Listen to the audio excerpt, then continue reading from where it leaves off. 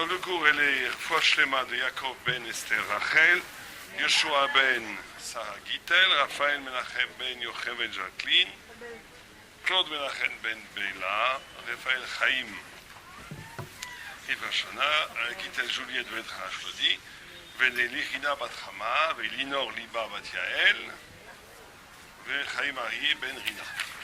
C'est un Refoua Shlema. Et on va parler de Hanouka.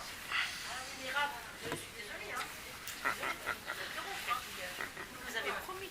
Oui, on parlera de la suite. Tout à fait. On va commencer par Hanouka. Ils veulent la suite d'il y a 15 jours. Alors, on va voir si on peut, après, avec Hanouka, faire le lien. Alors, tout d'abord, vous savez que Hanouka, c'est une très grande fête. Et toutes les fêtes d'Israël sont des victoires, tout le temps. Après ça, c'est une victoire sur la matière. Chaque fois, c'est une victoire. Hanouka nous dit le Maharal de Prague que c'est une victoire Be'inyan HaChochma, qu'il y aurait une lutte au niveau de l'intelligence non juive, grecque, et de l'intelligence juive, la Torah, et qu'il y aurait une lutte, une guerre, et que nous aurions gagné cette guerre. La grande question, c'est pourquoi est-ce qu'il y a une guerre? Oui, pourquoi est-ce que c'est une guerre spirituelle? Parce qu'il dit que c'est Binyan HaChochma. Ce n'est pas la guerre matérielle, la guerre physique, la guerre des armées. C'était en vérité un immense miracle. Mais ce n'est pas du tout le Inyan. On a eu des centaines, des milliers de victoires militaires. Am Israël n'a jamais fait des célébrations des victoires militaires. Ça n'existe pas. Ça, c'est chez les Goïms. Les anciens combattants, ce n'est pas chez nous. Donc, si on célèbre la victoire d'Israël sur les Grecs, c'est pas du tout la commémoration d'une victoire militaire aussi miraculeuse puisse-t-elle être. Non. C'est une autre forme de victoire. Il faut comprendre pourquoi. Et il faut comprendre pourquoi il y a eu une guerre. Pourquoi est-ce que chacun ne pourrait pas vivre tranquillement? Les Grecs dans leur amphithéâtre, dans leur gymnase, et nous dans nos Beth Midrash. Pourquoi est-ce qu'il y a une guerre? Il y a plusieurs questions.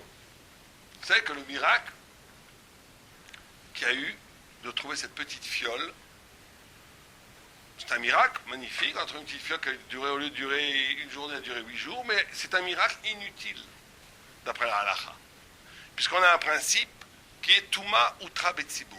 On a un principe que quand tout le peuple, ou même la majorité du peuple, est impur, il n'y a pas besoin, les Kohanim peuvent travailler dans le temple en étant impurs.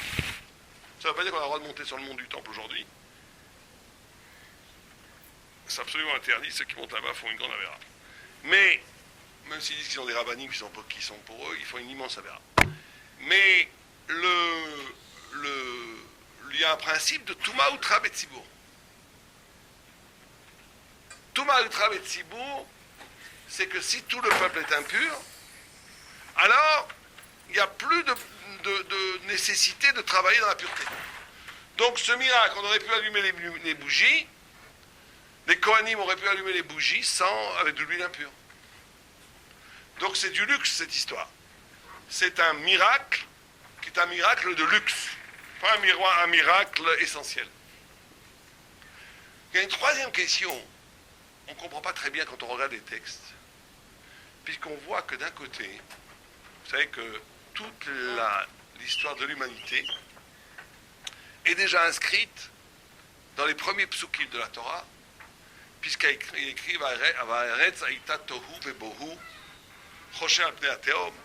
Tohu, c'est étonnement, on en a déjà parlé, c'est Babel, dans la civilisation et la hauteur du kavod et de la beauté. Bohu, c'est la confusion, c'est le corps, c'est la Perse. Et Chosher, c'est les ténèbres, c'est la Grèce. Pourquoi est-ce que la Grèce, c'est les ténèbres? On dit, pourquoi est-ce que parce qu'ils ont rendu ténébreux les yeux d'Israël en leur demandant d'écrire sur la corne du taureau Elanu Chelek Be Eloke Israël. Pourquoi la corne du taureau? Mais Keren Ashor. Pourquoi la corne du taureau? Et d'un autre côté, on dit que c'est le Chosher, la Grèce, alors que c'est quand même la civilisation qui a amené les mathématiques, la philosophie, beaucoup de choses très belles, la beauté. Et d'un autre côté, si c'était que ça, on pourrait dire c'est pas une couchia, la philosophie ça peut être la ténèbre, c'est possible. Mais d'un autre côté, on nous dit que dans la Gemara, dans Ta'anit, que la seule langue avec laquelle on a le droit de traduire la Torah pour la lire en public, on a le droit de traduire la Torah en 70 langues, elle a été traduite en 70 langues, mais la seule langue où al-pi halacha, on a le droit de la traduire, on n'a pas le droit de traduire la Torah en français, l'écrire sur un claf, sur un parchemin avec de l'encre et une plume, d'accord, ou un roseau avec un sofer, on va la lire en français, on n'a pas le droit, ça c'est les réformés qui font ça, nous on n'a pas le droit. Par contre, vous avez le droit d'écrire un Sefer Torah en grec, l'écrire et le lire en public. Oui. Et d'un autre côté, on dit que quand ça a été traduit, la contradiction est là, ça a été 3 jours de ténèbres, puisque vous connaissez tout le monde l'histoire. D'où est-ce qu'on apprend qu'on peut la... Parce qu'il y a un passouk qui dit que Yafet, elle est... Ben on les Shem, qui dira Yafet dans les tentes de Shem, la graisse dans le Beth Midrash, la graisse dans la synagogue. De là, on apprend une halakha qu'on peut traduire la Torah en grec et la lire en public en grec. Mais d'un autre côté, comme vous le dites, tout le monde connaît l'histoire de Talmaï, le roi de Grèce, qui a fait l'immense librairie mythique d'Alexandrie, c'était en Égypte, qui a demandé de traduire, il a pris 70 sages, d'où le nom la Septante. En bon français, la Septante, ça vient de 70. Même les goïms qui disent la Septante, ils ne savent même pas d'où ça vient. C'est 70 sages, 70 du Sanhedrin, qu'il a mis dans 70 chambres différentes pour qu'il n'y ait pas d'escroquerie dans la traduction.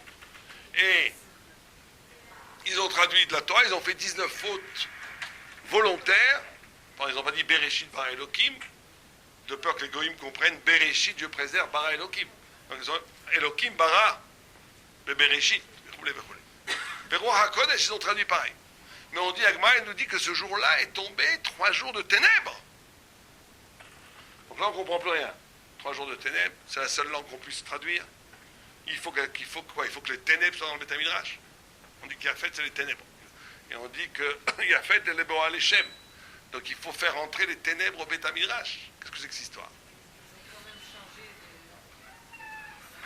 Ils ont changé 19, mais pour que les goïms ne se trompent pas. Donc on ne comprend rien. Donc il faut essayer de comprendre. Alors, on va commencer par le commencement. En vérité, il faut bien comprendre les choses. C'est que quand le Maharal de Prague dit que la discussion entre la Grèce et Israël, Zébéinian à Chochma, c'est par rapport au problème de l'intelligence, c'est qu'en vérité, nous avons dans la Grèce et dans Israël 2 systèmes de pensée. Mais 2 systèmes de pensée qui sont nécessaires au monde. Navdil. Et le système de pensée de la Grèce, c'est un système de pensée qui est lié à la lumière qui vient quand Adam Arishon est sorti du Gan Eden. Il a été obligé de créer la lumière à partir du silex, à partir de la matière. Et cette lumière qui vient de la matière, c'est l'intelligence qui vient de la matière, c'est l'intelligence grecque. Il y a une autre forme d'intelligence, qui est l'intelligence juive, thoraïque, qui s'appelle Organous, la lumière cachée, qui était dans le Gan Eden. C'est pour ça que combien de temps il est resté dans le Gan Eden, Adam Arishon? Combien d'heures il est resté?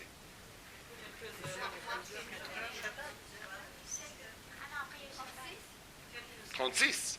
Il a été créé à l'aube du vendredi, 12 heures, plus Shabbat, 36 heures, sorti. Et combien de bougies on allume dans Hanouka? 36. Tout le monde comprend que ce n'est pas un hasard. C'est pas un hasard. Ces 36 bougies sont par rapport aux 36 heures de la lumière cachée qu'avait au Gan Eden. Donc le Chai de Hanouka, c'est de toucher à cette lumière. On va dire quelle lumière? Lumière, dis-moi que ça a de la lumière, c'est bon. Qu'est-ce qu'on s'en fiche de la lumière à droite ou à gauche? C'est quoi la différence entre la lumière de la Torah et la lumière des sciences grecques? Les deux éclairent. Les deux éclairent, non?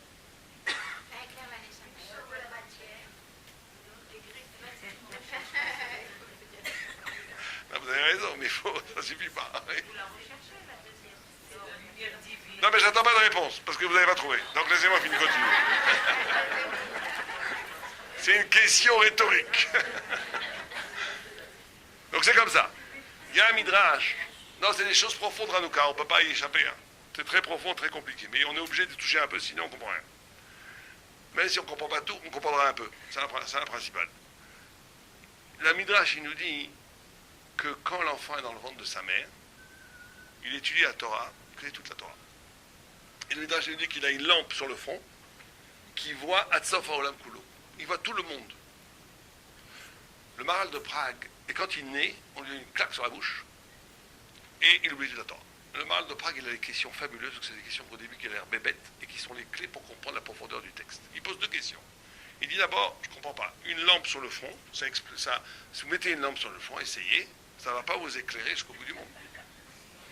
Ils auraient dû dire que la lampe, elle est au bout du monde. Que la lampe, elle est au bout du monde qui m'éclaire. Première question. Deuxième question, il dit, pourquoi dans la bouche? Pourquoi il le prend sur la bouche? Pourquoi pas sur la joue? Et il donne la réponse en disant, une réponse lumineuse comme le fait toujours le Maharal, en disant non, non. La lumière qu'il y a dans le ventre de la mère au moment où vous en avez l'enfant, c'est organous. C'est cette lumière qu'il y avait au Gan Eden. Or, organous, ce n'est pas une lumière transitive. Ça veut dire que normalement, la lumière, elle vous éclaire la chose. Et après, vous la voyez. Il dit, la lumière ganous, c'est de comprendre la chose en soi. Et pourquoi la lumière si vous comprenez vraiment vous-même, si vous vous compreniez vraiment vous-même, vous compreniez l'univers entier. Ça le Maharal dit. C'est ça organous. Organous, ça veut dire qu'un tzaddik, que le Gaon de Vilna, il n'est jamais sorti de chez lui, il connaissait tout. Donc, moi, c'est très intéressant quand on parle des problèmes très compliqués de Shlom Bayit, des trucs complètement tordus des fois. Quand on ne sait pas, on demande aux grands tzaddikim. Et les grands tzaddikim, ils comprennent tout. Ils vous disent, je dis, mais comment il peut savoir? Il ne sait même pas ce que c'est, ça, lui. Il sait tout. Mais il ne sait pas par l'expérience. Dieu le préserve. C'est pas parce qu'il a vu ça dans la vie qu'il sait. Il sait la chose en soi. Parce que la Torah, il y a tout dans la Torah. Il y a une connaissance où je sais la chose, pas parce que Chas Shalom, j'ai goûté à la chose, mais parce que je sais. Pourquoi je sais? Parce que la Torah le dit. Puisque la racine de toute chose est dans les lettres de la Torah. Donc celui qui étudie les lettres de la Torah, il connaît toute chose. Ça, c'est organous. Quand on connaît quelque chose, à partir, non pas par l'expérience, mais par ce qu'on appelle organous, par une fulgurance de la vérité de la chose en soi. Pour donner un exemple un peu bête, mais qui fait comprendre, imaginez que vous êtes dans une chambre complètement noire, où on ne voit rien. Vous allez marcher, le premier jour vous allez vous casser la tête, le deuxième jour vous allez casser la tête. Au bout de certain temps, vous allez savoir, vous allez apprendre comment il faut se déplacer dans cette chambre noire. C'est une connaissance qui vient de l'expérience. Si un rayon de lumière rentre dans cette chambre noire, toute cette connaissance est battelle ou mévoutal, on n'en a plus besoin du tout. On voit les choses où elles sont, on n'a pas besoin de... c'est ça la différence entre la Torah et les sciences grecques. Et les sciences, c'est qu'il y a une connaissance qui vient de la matière, qui vient de l'expérience. Il y a une connaissance qui touche à la connaissance en soi. Et étudier la Torah, c'est d'arriver à toucher à cette forme de connaissance. Parce que malheureusement, dans la pratique de l'étude de la Torah, on peut reproduire complètement un système cognitif, ça veut dire une façon de penser, qui est complètement grec. Je ne comprends que ce que je vois, je ne vois que ce que je vois, etc. etc. Alors, je peux très bien faire un plus un pour deux, même si c'est les textes et la Gemara, même si les textes et la Torah, je peux reproduire une approche intellectuelle qui est grecque en étudiant la Torah. Or, quelqu'un qui étudie vraiment la Torah, il cherche non pas la logique qui se plaque sur le texte, mais comment le texte va réveiller en moi une conscience qui est plus ancienne que la conscience, qui a toujours été là de toute éternité, et c'est une rencontre entre Maïn et Shama et la vérité en soi. C'est l'éblouissement de la vérité, ce qu'on appelle la Kabbalah, mais la Kabbalah elle peut être dans le Pshat. Ça veut dire je reçois la vérité. C'est pas que je fais un discours sur la vérité. C'est pas la littérature, la Torah. C'est pas que je parle à propos d'eux. Mais je reçois le message divin en soi. Voilà, ça c'est très haut. Quand on a ça, dit Rav Zimmerman, ça arrive, ceux qui étudient la Torah, vraiment, et ça arrive très souvent. Vous ne comprenez rien au texte, vous ne comprenez rien, vous étudiez, tout d'un coup ça arrive. C'est comme ça. Moi, je faisais une fois un pirouche d'un très grand rab, je ne comprenais rien de ce qu'il voulait, on m'avait demandé d'écrire. Quand je ne comprenais vraiment pas, je m'arrêtais, je disais que je fais ça pour toi, envoie-moi le message, et ça arrivait toujours. L'illumination. Quand il y a ça, à ce moment-là, il faut prier. c'est un moment où Hachem, c'est Edratzon En Kamo. Quand on a un ridouche, c'est un moment où donné Hachem écoute nos prières. Mais en tous les cas, et c'est pour ça que quand il frappe sur la bouche, il oublie la bouche. Parce que la bouche, la parole, c'est la colonne vertébrale d'un système de connaissances où j'oublie la fulgurance. Alors ça a l'air compliqué, mais c'est pas compliqué. Parce que quand je parle, oui, mais elle est aussi il y a un voile. Parce que parler, c'est toujours donner une référence. Je dis, voilà, un verre. Donc je parle un verre qui désigne le verre. Donc les anges, ils n'ont pas besoin de parler. Ils voient le verre en tant que verre, en tant qu'il n'y a pas besoin de la parole. La parole est transitive. La parole, c'est le lieu de cette deuxième connaissance. Alors bien sûr, que le tzaddik, il est capable de transformer les mots d'avar en la chose elle-même, en la conscience de la chose elle-même. Mais c'est un travail. La parole telle qu'elle est donnée, elle est double. Al-pi shtaim edim yakum davar, elle est toujours une double référence. Le mot est la chose qui fait allusion au mot. Donc ça c'est ce qui nous oblige à oublier la Torah originelle. C'est pour ça qu'il a donné un coup sur la bouche, dit le Maharal. La bouche, quand tu rentres dans le monde, un enfant qui naît, il commence à apprendre à parler. Dès qu'il commence à apprendre à parler, il oublie la Torah originelle. Et tout le travail du tzaddik dans l'étude de la Torah, ça va être de retrouver à travers les mots ce que les mots ne gomment pas. C'est très dur. Et c'est ça le travail de Hanouka. On allume 36. Bon, alors on a dit. Maintenant on comprend un peu mieux. On comprend un peu mieux. Ça veut dire que les Grecs, ils ont cette intelligence d'expliquer les choses telles qu'elles sont. Mais c'est une parole qui part de la matière, qui part de ce qui existe déjà. C'est une intelligence qui vient de l'expérience. Les Juifs, ils ont l'intelligence en soi. Très bien. C'est pour ça qu'ils peuvent traduire la Torah. Parce que pour traduire ce qui existe déjà, c'est les champions du monde. C'est pour ça qu'ils ont des gymnases qui développent le corps leur maximum. Pour traduire ce qui existe déjà, il n'y a pas comme les Grecs. Donc, jusqu'au point, ils peuvent traduire la Torah elle-même. Mais c'est une obscurité, c'est des ténèbres, parce que cette parole, elle fait oublier la révélation. Elle fait oublier la connaissance qui ne vient pas de l'expérience. C'est ça qu'il n'y a pas de stira. D'un côté, il faut donner à la Grèce cette possibilité de traduire, et même la Torah. Mais d'un côté, c'est un ténèbre. C'est les deux en même temps. Alors on va voir. Parce que ce qui s'est passé, ce qui se passe, alors c'est comme ça que vous savez qu'on explique, ce fameux Rama, je crois qu'on en a déjà parlé ici, vous connaissez que quand Socrate, il a été condamné à mort pour être subversif de la jeunesse athénienne, on l'a mis en prison et on va le tuer. Et quand on est venu le voir pour le sauver, on lui a dit qu'on a soudoyé le geôlier, tu peux te sauver, il a dit je ne me sauve pas. Pourquoi? Parce que je ne veux pas trahir les lois de la cité, mais surtout, quand le Ramban y comprend, il dit parce qu'il n'est pas prouvé qu'il est plus intéressant de vivre que de mourir. Or, moi, je suis un philosophe. Un philosophe, c'est pas un animal, c'est pas un lapin qui se sauve parce qu'il est de l'instinct de survie. Prouve-moi que c'est plus intéressant de vivre que de mourir. Je me sauve, mais sinon, non. Alors, Ramban il explique comme ça, il dit une chose extraordinaire. Il dit en vérité, et on voit Moïse, qui a 120 ans, qui a une vie magnifique, qui sait qu'il a Olam Haba, lui. Lui, il n'a pas de doute, puisqu'il a parlé avec Dieu. Il a tout vu. Donc, c'est pas que des gens... C'est qu'il y a un grand rave qui disait, même les grands sadiques, au moment où ils meurent, c'est là où ils deviennent le plus apicorsibles. C'est très dangereux. Il faut se préparer à la mort, parce que quand on meurt, c'est au moment là où on a les plus grands doutes. Juste avant de mourir, c'est là où on a Emouna toute la vie, au moment de mourir, on n'y croit plus. Il faut faire très attention à ça. Mais lui, il n'a pas ce problème-là. Il a tout vu. Et pourtant, il fait Vaïtranan, 515 prières pour entrer en Israël. Qu'est-ce qu'il va encore vivre? Quand on voit de façon superficielle, on a l'impression que Socrate, c'est plus classe. Il dit, moi, je ne vais pas mourir, vivre, qui te dit, je suis détaché tellement de la matière que il prend le marbre, il prend le khmar, il prend le suyo, il meurt. Tu vois Moshe, il veut prier, comme n'importe quel homme, il veut vivre. On a l'impression que Moshe est conforme à la majorité des hommes, et Socrate, c'est exceptionnel. Dit le Raman, pas du tout. Il dit une chose, les deux ont quand même une qualité conjointe, l'Avdin, les Gamre, les Bentam et les Kadosh, c'est qu'ils sont honnêtes dans leur système. Dans le système de Socrate, où l'intelligence n'est là que pour décrire ce qui existe déjà, Mais la base, c'est le cosmos. La base, c'est l'être. C'est pour ça que les Grecs, ils pensent que le monde est infini dans le passé. Il n'y a pas de début. S'il n'y a pas de début, ce qui est absolu, c'est la matière. Et la parole est là que pour commenter la matière. Expliquer, développer. Ça fait qu'on fait des avions, on fait des médicaments, on fait plein de choses, c'est très bien. Mais si on est honnête, vous voyez ce que font les Grecs, ils font des portables aussi. Donc c'est... Si on est honnête, si on n'attend pas le prix Nobel, si on n'attend pas du Kavod, comme Socrate, si on a réussi à dépasser tout ça, alors ça ne donne pas un sens à la vie. Il faut bien comprendre ça. De savoir combien il y a d'atomes autour d'une...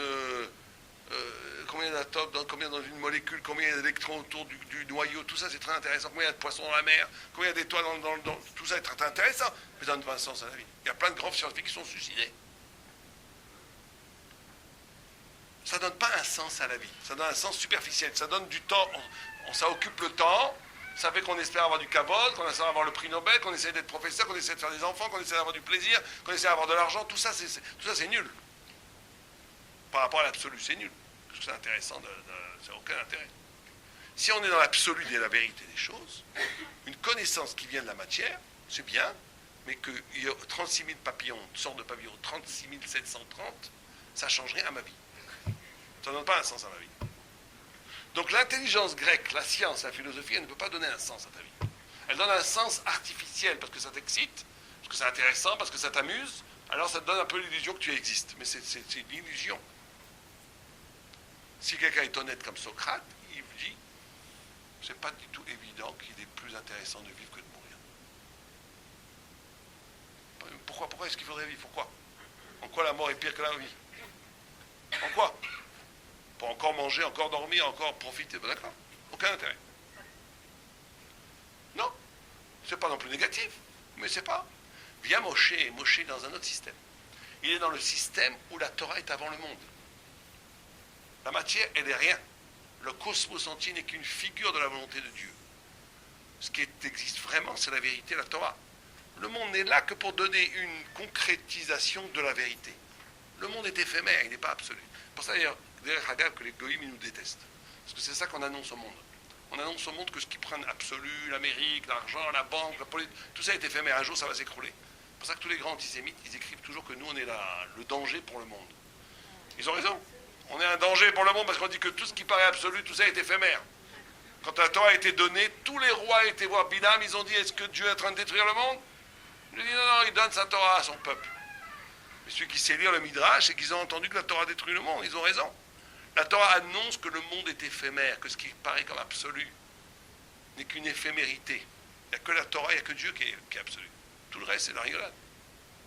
Quand tu vis comme ça, quand tu vis dans la Torah et pas dans le monde, comme Moshe Rabbeinu, chaque jour, c'est un jour nouveau. Chaque jour, le temps est dépendant de l'infinité des possibilités de la Torah. L'intelligence, elle n'est pas là pour décrire ce qui existe. L'intelligence, c'est l'éruption de la vérité divine à chaque instant. Donc chaque heure, elle est infiniment précieuse. Chaque seconde est infiniment précieuse. Une fois, quelqu'un de très riche a vu Rav Shach, et il lui a dit, il a vu son appartement où il n'y avait rien, comme tous les grands. Si vous allez voir les Gdolim, il n'y a rien dans leur appartement. Une chaise, une table, il dit, quel olam haba tu as, c'est incroyable. Il dit, non, t'as pas vu mon olam haba, t'as vu mon olam hazé. Toi, je te plains avec tes 3 piscines, tu ne sais pas vivre. Tu ne sais pas jouir de l'existence. Moi, avec la Torah, chaque seconde, c'est une jouissance et une joie infinie. Mon olam hazé, mon olam haba, on n'en parle pas. La Torah, c'est la vraie joie parce que chaque seconde, c'est une rencontre avec Dieu et elle est infinie. Alors que la matière, la chair est triste. Très rapidement, c'est pas très intéressant tout ça. C'est une illusion de l'excitation, mais c'est rien. Même les grands, ceux qui font la fête très rapidement, quand tu entre jusqu'à 25 ans, peut-être, parce que la jeunesse, le feu de la jeunesse fait qu'on s'amuse un peu, mais très vite, ça, les gens s'ennuient, mais terriblement. Et après, ça devient misérable, terriblement misérable. Il n'y a que la Torah qui donne la joie. Pourquoi? Parce que c'est le sens avant la matière. Alors jusqu'à là, on a 2 systèmes. On pourrait dire 2 systèmes, c'est très bien. Pourquoi est-ce qu'il faudrait qu'il y ait la guerre? Il y a un système, nous, les Juifs, dans nos Beth Midrash, dans nos synagogues, on est là pour dire le sens du monde. Les Grecs, les Goïms, ils sont là pour dire comment ça marche et faire marcher le système. Pourquoi pas? Ça serait très bien, magnifique. C'est ce que d'ailleurs voulait Yitzhak avec Esav et Yaakov. Il voulait que Yaakov soit le col et que Esav organise le monde à Torah. Et ça aurait été extraordinaire. Donc pourquoi est-ce qu'il faut qu'il y ait la guerre? On dit le Maharal une chose presque terrifiante. Il dit parce que les Grecs aussi, leur sagesse dont on vient de décrire, la Tzoura, elle vient de Dieu. Et elle a une racine dans la Torah elle-même. Où est la racine de la sagesse grecque? Dans la Torah, quelqu'un sait? Oui, mais où dans la Torah elle-même? Donc, quoi ça représente? Quand est-ce que Dieu a parlé? Et quand Dieu a parlé, c'était de la philosophie grecque. Ou de la science grecque. Dit le Maharal, repris par le paradis Yitzhak, que Dieu a dit il y a trois fois le chiffre 10 dans la Torah. Il y a les 10 paroles qui ont créé le monde, il y a les 10 paroles où Dieu, à Sarat Adivrot, qu'il a parlé avec nous, et il y a les 10 plaies d'Égypte. Il dit les 10 paroles qui ont créé le monde ont une chokhma, la parole est une intelligence qui crée la matière. Ces 10 Mahamarot qui ont créé le monde, c'est là où est Mounach, où est déposée toute l'intelligence grecque. Donc c'est divin. Les 10 paroles, quand Dieu nous a parlé sur le mont Sinaï, c'est là où est déposée toute l'intelligence de la Torah. Jusqu'à là, vous dites, bon, très bien, encore mieux, chacun son truc. Les Grecs, ils ont l'intelligence divine, l'intelligence qui est au cœur de toute matière, de toute réalisation, de toute création. Pas que matière, d'ailleurs, même la poésie, même la littérature, même l'esprit, même le cerveau, même l'inspiration, tout ça existe dans la création. Et c'est grec. Très bien. Et nous, on aurait l'intelligence, mais il y a un problème. Quel est le problème? C'est là où il va y avoir la guerre. Non, chez les Grecs, le miracle ne veut rien dire. Puisque même leur Dieu, c'est des hommes. C'est-à-dire que tout est dans la matière, tout est dans le cosmos. C'est cyclique. Mais jusqu'à là, c'est pas grave qu'ils n'acceptent pas les miracles. Ils ne voient pas les miracles, donc il n'y a pas de problème. Non. Dit le paradis Yitzhak, il y a un problème. C'est que nous, les Juifs, on dit quelque chose qui est insupportable au Goïm. Qu'est-ce qu'on dit? On dit, ces 10 paroles qui ont créé le monde, d'accord? Alors, si on voit le concept qui gouverne au moment de la création du monde, c'est quoi? C'est ce qu'on appelle la nécessité. La nécessité, quand Dieu dit 1 plus 1 font 2, enfin 1 plus 1 font 2, qu'on le veuille ou non, que le soleil se lève ou pas, c'est que ça y est, c'est fini. La loi, elle est nécessaire, elle n'est pas aléatoire. La loi, elle est nécessaire. Les 10 paroles qui ont créé le monde s'articulent autour de la nécessité. Les 10 paroles que Dieu adresse au peuple d'Israël sur le mont Sinaï, c'est quoi le principe principal? C'est quoi? Non, mais c'est quoi le concept qui orchestre? Si les 10 paroles qui ont créé le monde, c'est la nécessité. Les 10 paroles qui sont dites au Sinaï, c'est quoi comme concept? Qui finit par « et » aussi. La vérité, peut-être. Oui. Mais les premières aussi, c'est la vérité. Non, la première, c'est une réalité. La deuxième, c'est une vérité. Non, c'est une vérité aussi. Quand on dit 1 plus 1 font 2, c'est une vérité. Quand on dit la loi de la pesanteur universelle, c'est une vérité. La gravitation universelle, c'est une vérité. Une réalité ne veut pas dire que ce n'est pas une vérité. Non, ce n'est pas une réalité. La réalité, c'est la matière. La science grecque, c'est la vérité de cette matière. Dans les dix divrot, le principe cardinal, c'est la liberté. Tu ne voleras point, je peux voler. Tu ne tueras point, je peux vous tuer. Tu ne convoiteras point, je peux convoiter. Etc., etc. Donc on a un système d'une connaissance qui est pliée à la nécessité et une connaissance qui est pliée à la liberté. Jusqu'à là, tout va bien. Et alors? Bon, il faudrait développer ça, cette thématique. Qu'est-ce que ça veut dire une connaissance fait de la liberté? Bon, on n'a pas le temps. Mais on va arriver au point qui nous importe. C'est que la Torah, elle dit une chose terrible pour le grec. Terrible, il faut les comprendre, les antisémites, les pauvres. C'est qu'on dit quelque chose pour les Grecs insupportable. On dit toute l'intelligence de la nécessité, elle n'existe que par rapport à la liberté d'Israël. Imlo briti shameim varetz lo barati. Sans mon alliance, je n'aurais pas créé la terre et le ciel. C'est-à-dire, qu'est-ce qu'on dit? Qu'est-ce qu'on dit quand on dit ça? On dit quelque chose de terrible. On dit pourquoi 1 plus 1 font 2 et 2 plus 2 font 4 pour qu'il n'y ait 4 pas de tefilin sur la tête. Pourquoi il n'y a pas, pourquoi il y a de loi d'apesanteur? Parce que sinon, notre filine s'envolerait. Et les points... Pourquoi? Tout ce que vous voulez. Tout n'a de sens que par rapport à la Torah. Le monde entier n'a été créé qu'une mise en matière, en forme, une plateforme, une mise en scène, pour que la liberté d'Israël puisse être réelle, pour donner le bien, le mal, le choix, la tentation, la vérité, tout ce qu'on vit tous les jours. Dire du lachonara ou pas du lachonara, c'est très dur. Donner à Zaka ou pas la donner, crier sur mon mari quand on ne m'embête pas ou ne pas crier. Donner un coup de balai ou pas. Donc le balai, qui est le bois n'a été créé que pour me donner la chance de donner un coup de balai sur la tête de mon mari ou pas. Que par rapport à ça. Et donc ça, nous aussi on peut être grec. Vous dites ça à un juif, vous dites arrête. Vous dites ça à un juif qui est grec, vous dites arrête. Le balai il existe en soi, les choses existent en soi. Après la liberté, c'est des circonstances. Celui qui pense comme ça, c'est une tête de grec. Il a été hellénisé le pauvre. Le balai, il n'existe pas. La matière, elle n'existe pas. Ou elle existe, mais elle n'a de sens. Elle n'est là que pour donner une possibilité à la liberté, à l'éthique du juif. Quand tu dis ça à un grec, il dit alors ça veut dire que moi j'existe, ma boîte de nuit, l'ONU, les banques, ça existe que pour donner la liberté aux juifs de voler, pas voler, aller tromper sa femme ou pas. C'est-à-dire que je n'existe que par rapport à ça. Oui, tu n'existes que par rapport à ça. Ça leur en fout. Là, il va te tuer. Là, il va te tuer. Là, c'est la guerre. Ah oui, il veut te gommer de la terre.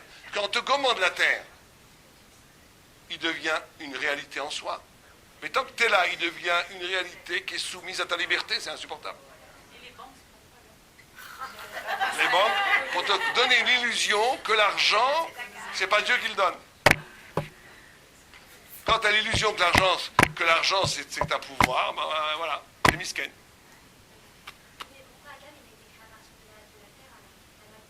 Oui, mais son neshama a été créé le deuxième jour, pas un neshama. Le corps est livré à la matière. Mais ta personnalité à toi, c'est pas ton corps. Notre personnalité à nous, c'est notre neshama. Alors pourquoi il y a du corps? Parce que justement, c'est ça qui fait la liberté, que l'homme est double. Mais en tous les cas, toute cette liberté, tout ça n'a été créé que justement, pourquoi est-ce que Dieu a créé de la terre pour créer l'homme? Pour qu'il y ait la liberté de Adam, etc., etc. Donc on est ici dans la guerre absolue. Parce qu'ils vont vous dire, et vous savez que c'est deux formes d'universel. Il y a l'universel grec qui est en expansion, qui croit toujours que plus il va avoir, plus il va gagner. Et l'universel juif qui est en intensité. Comme Nimrod, il a voulu se battre contre Dieu, il avait un plan d'enfer. Il a dit, écoutez, Dieu, on va le piéger à son propre jeu. Comment? Il a créé l'homme libre. Tant qu'il y a des tzadikim et des rachaïm, on est mal barré. Il frappe les rachaïm, il donne des récompenses aux tzadikim. Si on va tous devenir des méchants, tous, allons-y, il faut tous être très méchants. Eh bien, on ne pourra plus rien faire, Dieu. On va tous devenir rachaïm, c'est fini. Un de ses conseillers lui dit, c'est un super plan que tu as, mais tu as un problème. Déjà, les juifs, à l'époque, c'était le problème. C'est quoi le problème? C'est Avram Avinu. C'est pour ça qu'on s'appelle Ivri. Il y a un homme, seul, avec son âne, son bâton, qui est de l'autre côté du fleuve, ouvert à Yarden, ouvert à Nahar, de l'autre côté du fleuve, seul, contre le monde entier, Nimrod, il regarde sur Avram de loin, qui est seul, qui ne veut pas entrer dans la combine. Il dit, près d'Azo, en la hatid. Cette mule n'a pas de futur, puisqu'il n'y avait pas d'enfant à l'époque. Il ne compte pas, parce qu'il est seul. Il n'a pas compris que 3000 ans plus tard, plus de 3000 ans plus tard, de Nimrod, il ne reste rien, même pas une ruine, même pas une colonne. Et tout vient de Abraham Avinu, puisqu'Abraham, c'est le fondement de l'islam, de nous bien sûr, mais de tout le monde entier. Or, vous auriez mis un journaliste à l'époque, n'importe quel journaliste, même de la Modia, il n'aurait pas misé un copec sur Abraham. Vous voyez d'un côté le monde entier avec les systèmes bancaires, les systèmes des armées, les systèmes politiques, la réalité, comme vous avez dit, la réalité. Et un homme seul, misken, avec son âne et son bâton, vous dites, écoutez, je ne vais pas miser sur celui-là, je mise sur la banque, parce qu'il ne faut pas être bête. Et bien 3000 ans plus tard, il ne reste plus rien de tout ça, il ne reste que Abraham. Pourquoi est-ce que Abraham, c'est un universel en intensité? La Torah, elle est éternelle, elle est vraie, pas parce que c'est pas possible que le juif tunisien bedonnant, il est plus fort que les Grecs, que les Romains, que c'est pas possible. Si la Torah, les juifs sont toujours là, après 3000 ans, que des milliers de peuples ont sombré dans les arcanes de l'histoire, c'est tout simplement parce que la Torah, elle est vraie. Et la vérité, elle est inexpugnable. Rien ne peut l'arrêter. Or, un homme seul peut incarner la vérité. Et quand il incarne la vérité, il dit la vérité de chaque chose. Un tzaddik, il vous voit, il vous dit votre vérité. Un tzaddik, il voit un esquimau, il dit la vérité de l'esquimau. Il voit un ver de terre, il dit ce que c'est ce ver de terre. Un tzaddik, il porte la vérité de chaque chose en soi. C'est ce qu'on appelle l'universel en intensité. Il n'a pas besoin des médias, d'Internet, il n'a pas besoin d'étendre ses bras sur tout l'univers. Il est lui-même, c'est organous. Comme l'enfant qui, à partir de lui-même, comprend toute la Torah Kula, le monde entier. Cette vérité-là, elle est invincible, indestructible, elle est éternelle. Et c'est ça qu'on doit trouver à Hanouka, c'est ça qu'on doit réparer à Hanouka. Parce qu'on rigole bien nous, mais on est un peu grec.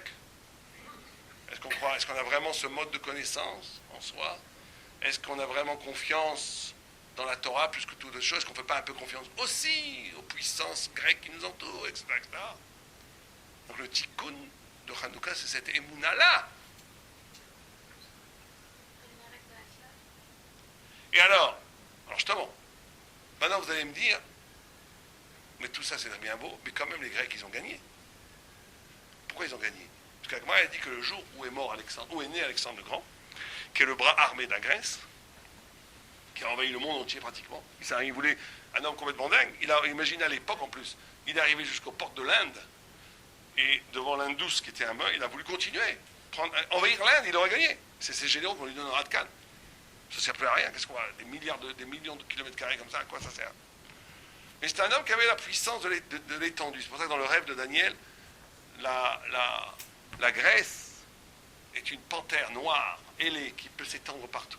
C'est une panthère parce qu'elle a la chutzpah, l'insolence. Pourquoi elle a la chutzpah? Parce que les Grecs ont gagné quelque part. Qu'est-ce qu'ils ont gagné? C'est qu'on dit que le jour où est né Alexandre est mort le dernier prophète. Nehemia, Ezra, c'est le même. La Torah, elle ne s'amuse pas à donner des dates de décès et de dates de naissance. Elle te dit que quand la Grèce est apparue vraiment dans le monde, c'est la fin de la prophétie. La fin de la prophétie. Les Grecs ont annulé la prophétie. Pourquoi? Parce qu'ils nous ont hellénisés. Pourquoi ça a annulé la prophétie? Parce que les Grecs, comme on a dit, c'est la chutzpah. C'est quoi la chutzpah? Le Maharal donne un exemple. C'est imaginez que vous avez un immense territoire, immense, et que vous avez un mur devant cet immense territoire, et un tout petit trou. Et dans ce petit trou, je vois un petit champ de 20 mètres carrés. Et je dis, moi, derrière ce mur, pour moi, derrière ce mur, il n'y a qu'un champ de 20 mètres carrés, rien d'autre. Réduire le monde à ma perception du monde. Réduire la vérité à ce que j'en comprends. Réduire les choses à ce qui me convient. C'est ce qu'on appelle le subjectivisme grec, la pensée autonome, c'est la philosophie, et tout le monde comprend que la science ne marche que comme ça, je ne la critique pas du tout, ça ne peut pas marcher autrement. On ne peut pas commencer à se faire des histoires, il faut partir à partir de ce que je vois, pour construire des modèles et des schémas scientifiques. Mais en tous les cas, cette façon de voir le monde, elle a réduit la vérité à la conscience. Elle a réduit la vérité à la perception. Elle a tué la prophétie, parce que la prophétie, c'est quelque chose, c'est la capacité de capter les lumières de Dieu qui ne passait pas par moi, d'écouter une poétique du langage divin qui ne passe pas par mes catégories cognitives, d'être capable de capter la lumière, l'altérité dans mon cerveau, d'être complètement bouleversé par quelque chose de radicalement nouveau. Les Grecs nous ont éduqués à tout passe par moi. Le filtre, c'est tellement filtré qu'il ne reste plus rien. Et on a perdu la Torah Shabbat Pé. On a perdu la prophétie. Et c'est ça peut-être le plus grand miracle de Hanouka. C'est que cette réduction au subjectivisme, subjectivisme n'est pas un mot méchant, ça veut dire que je vois les choses à partir de moi. Subjectivité, à partir de mon intériorité. Cette réduction à la subjectivité, chez le juif, il y a eu un miracle incroyable. C'est que les rabbinim, ils ont dit c'est la fin du judaïsme. Le judaïsme, pendant 2000 ans, au temps des Grecs, c'était quoi? La prophétie. Et le Maharal explique, le prophète, c'est pas comme on croit, comme on voit dans les films, un homme avec des cheveux un peu longs et un bâton qui te dit des choses, voilà, il raconte, c'est pas ça du tout. Quelqu'un qui écoute un prophète, il ne peut pas ne pas croire en Dieu. Ça n'existe pas. C'est un événement de vérité. Vous mettez Yair Lapid devant un prophète, il devient plus religieux que nous tous. Le prophète, c'est l'illumination sinaïque dans l'homme. C'est une parole qui dit la vérité, pas qui parle à propos de la vérité. Le organous, c'est la parole qui est transformée en organous, c'est ça la prophétie. Or, tout le judaïsme était basé sur la prophétie. Il y avait des écoles de prophètes. Il n'y avait pas des yeshivot à l'époque, il y avait des écoles de prophètes où les gens se purifiaient pour recevoir la parole divine qu'ils prononçaient. Et c'était un événement sinaïque qui bouleversait toutes les structures de la matière pour déchirer le tissu mondain, pour faire apparaître Dieu et la vérité elle-même. C'était la révélation absolue de Dieu. Mais une fois que les Grecs nous ont tous hellénisés, on n'était plus capable ni de prononcer, ni d'écouter une parole prophétique. Les rabbinim ont dit c'est la fin du temps, on est mort. Or, qu'est-ce qui s'est passé? Un miracle extraordinaire. C'est que c'est là, les lumières grecques, c'est avant tout, les lumières de Hanouka viennent des ténèbres grecques. Comment est-ce qu'ils viennent des ténèbres grecques? Parce que Hanouka, c'est la naissance de la Torah Shebal Peh. Regardez qu'à partir de Hanouka, quel est le premier Tana? Quelqu'un sait qui est le premier Tana? Le dernier Tana, c'est Rabbi Yehuda Hanassi qui écrit la Mishnah. 5 siècles plus tôt, c'est qui le premier Tana? Shimon HaTzadik. Shimon HaTzadik, c'est le fin de la prophétie, premier Tana, qu'a rencontré Alexandre le Grand. Alexandre, quand il a vu, il s'est agenouillé devant lui parce qu'il rêvait de lui dans ses grandes batailles, il le voyait. Bon. Ça veut dire que la Torah Shebal Peh, c'est que le juif, dénudé de la prophétie, privé de prophétie, condamné, réduit à sa subjectivité, réduit à sa façon de penser à lui, il découvre dans son rapport au texte divin à la Torah et dans son interprétation du texte, Rabbi Akiva, Rabbi Shimon bar Yochai, Rabbi Meir, Rabbi Yehuda, il découvre que leur neshama elle-même, c'est une révélation, c'est le miroir de Dieu. Ils découvrent Dieu au fond d'eux-mêmes. Le subjectif juif, c'est la parole de Dieu. Et ça, c'est le plus grand miracle. C'est que le miracle de Hanouka, c'est de montrer que la prophétie, c'était la manifestation de Dieu extérieure à nous, et que quand c'est parti, on s'est retrouvé dans les ténèbres. Il n'y a plus rien.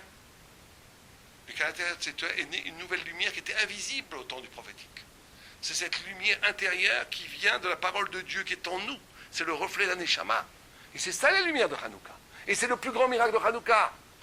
Parce que c'est une Torah qui vient de nous-mêmes. C'est encore peut-être un plus haut niveau. Chacham, Adif, Minavi. C'est peut-être un plus haut niveau que la prophétie elle-même. Parce que c'est une vérité divine qui est nourrie de la singularité de chacun. Et donc il y a des milliers de feux de Torah qui représentent les milliers d'initiés qui disent la Torah. Alors maintenant, pourquoi ils ont voulu un miracle? Parce que les rabbinim, ils ont compris tout ce qu'on vient de dire. Mais ils ont dit, mais peut-être qu'on se fait un film.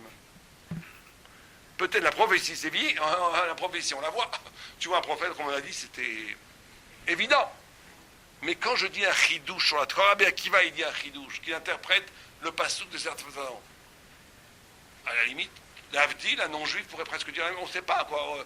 En quoi est-ce que c'est miraculeux? En quoi est-ce que c'est Torah? Peut-être que c'est de la pensée humaine judaïsée. Allez savoir. Ils ont dit, ce nouveau système de Torah, où la Torah, la vérité, la divinité, la lumière apparaît à partir de notre subjectivité, donc à partir d'un humain trop humain, quelque chose de très fragile qui est l'humain. D'où est-ce que je sais que c'est divin, ça? C'est peut-être pas divin. Il me faut un miracle. Il me faut un miracle. S'il y a un miracle, alors ça prouvera que la Shrina est parmi Israël, ça prouvera que cette nouvelle façon d'appréhender la Torah, elle est cachère, elle est la continuation de la prophétie. De là, on apprend derrière Hagab qu'il ne peut pas y avoir de miracle sans pureté. Des gens qui vont en boîte de nuit, qui disent faites prier pour moi que j'ai un miracle, il n'y aura pas de miracle. Quelqu'un qui veut un miracle dans sa vie, il doit se purifier. Les rabbins, ils ont compris qu'il ne pouvait pas avoir de miracle s'il n'y avait pas une fiole pure. Le miracle ne peut apparaître que dans un endroit pur. Donc ils ont cherché absolument. C'est parce qu'ils voulaient savoir, est-ce que Dieu est toujours parmi nous avec ce nouveau système de Torah Shebal Peh? Où on est dans l'interprétation, chacun dit vague, chacun dit ce qu'il veut, chacun dit ce qu'il pense, on est dans n'importe quoi, c'est plus la Torah, ça, c'est de la littérature toraïque, c'est plus la Torah. Ils ont vu quand le miracle a eu lieu, ils ont dit c'est la Torah. Donc c'est que la Torah Shebal Peh, c'est la Torah autant que les prophètes. Et les paroles des Chachamim, ils ont une validité, une légitimité, une profondeur aussi profonde, si ce n'est plus que les prophètes. Et c'est toutes les lumières de Hanouka, c'est ces lumières de la Torah Shebal Peh qui illuminent non seulement nous, mais le monde entier. Amen.